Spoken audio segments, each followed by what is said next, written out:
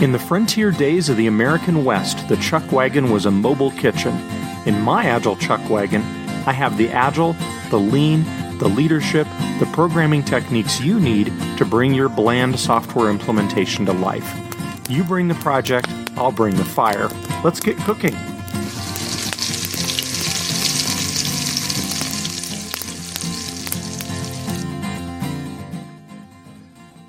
This free episode of the Agile Chuck Wagon is provided by the subscribers to the Agile Chuck Wagon.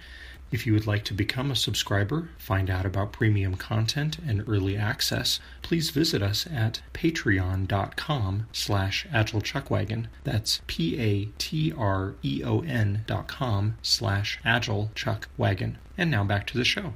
Hello, today on the Agile Chuck Wagon, we're going to record a counterpoint to last season's episode about good enough. Today's episode is speaking about the work of Anders Ericsson in his book Peak, How to Master Almost Anything. So Anders Ericsson was the researcher who came up with this 10,000 hours of practice makes you an expert rule. And the first thing that he would tell you in this book is that that's not, quote, a rule. That just is an average of the amount of time that it took in a variety of different fields in order to achieve mastery. Now, it turns out that people who achieved mastery were doing something called deliberate practice, and that deliberate practice was better than doing things just good enough. See, the thing about being good enough is that while being good enough is good enough, in a lot of situations it doesn't make you any better at what you're doing. If you want to get better at a task, you need to go beyond this idea of good enough. And so Ericsson talks about what is different about a master than somebody who is not, or an expert and somebody who isn't. And he would qualify that as their quality and quantity of mental representation. That's what determines your mastery of a subject. And by this idea of mental representation, he's talking about the ability to recreate experiences, the ability to make accurate predictions, and the ability to condense information. If you think about experts in your life, you'll realize that they have the ability to do all three of these things. They can distill those 10,000 hours of experience down into some touch point experiences that helped them get to the level that they are, and therefore have condensed that time into some meaningful knowledge. So Ericsson describes this cycle in which somebody achieves mastery. It is where you hit a perceived limit where you can't get any further, and you continue to try, and you end up in this period of prolonged frustration until you have a sudden breakthrough, and then you make rapid progress until you hit a new perceived limit, and the cycle repeats itself. I envision this in my head as a little bit like quantum theory, where you have a certain level of energy and you can't get any further, and then you get another burst of energy and you're at the next quantum level, and so on. You just keep running into these limits and then getting better and better. And so the question that you might have is, how do you make this quantum leap? How do you get this sudden breakthrough and rapid progress? The things that the experts that he interviewed in a bunch of different fields did was this thing called deliberate practice. But he talks about purposeful practice first, and purposeful practice has a few key elements. And through this, I'm going to use taekwondo as an example. The first thing is that your purposeful practice has a specific goal. In taekwondo, that might be to achieve the next belt rank. It might be to execute a spin kick without falling on your rear, or it might be to recite the history of the form that you're learning from memory. Simply thinking or working to get better at taekwondo is not purposeful practice. So, in addition to a specific goal, purposeful practice has an intense period of focus. Taking a half an hour and, quote, doing taekwondo isn't purposeful practice.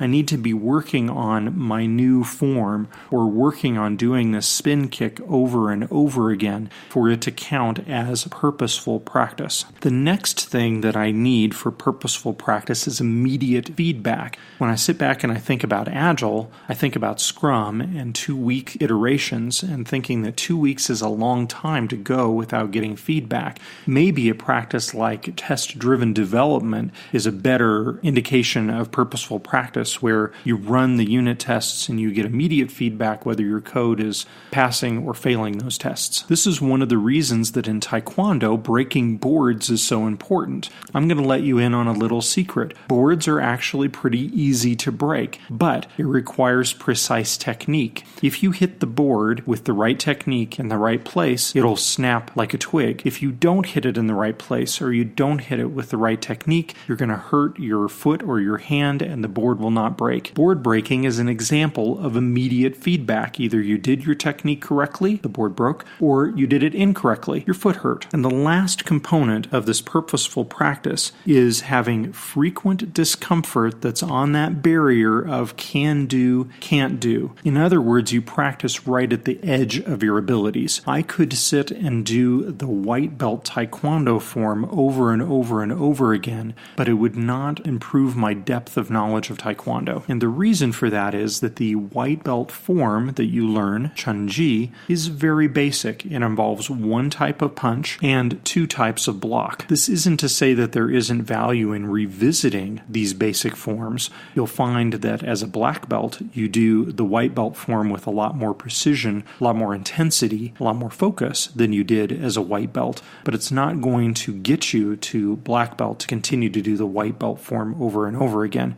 To get to black belt, you need to continue to push yourself and do more challenging, more difficult techniques faster and harder than you have before. So, purposeful practice, specific goal, intense period of focus, immediate feedback, and frequent discomfort. But you'll notice that purposeful practice is not what I spoke about at the beginning of the podcast. I talked about deliberate practice. What's different about deliberate practice over purposeful practice? It's having expert coaching. Expert coaching is what gets you to deliberate practice. It is possible to increase your skill and maybe become an expert through purposeful practice, but you're doing it through trial and error.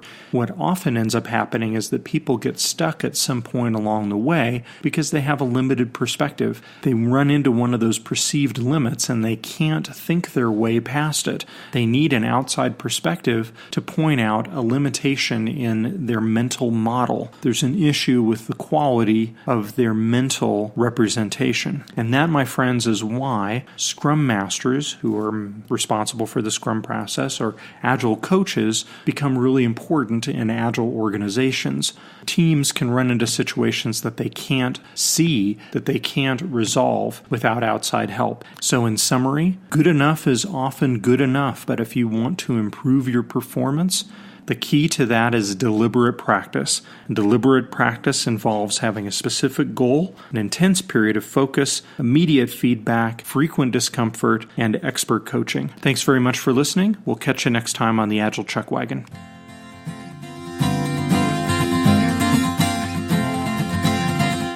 It's time to pack up the Agile Chuck Wagon for now. The Agile Chuck Wagon podcast is written, directed, and produced by Chuck Durfee. Chuck is a software development manager and Agile coach in the Denver area. Thanks to Audionautics.com and freesound.org for the backing music and sound effects. You can reach this podcast on Twitter at AgileChuckWagon or by email at chuck@agilechuckwagon.com for comments and episode suggestions. Please also visit our Patreon page to support this podcast and learn about membership benefits. Thank you very much for listening.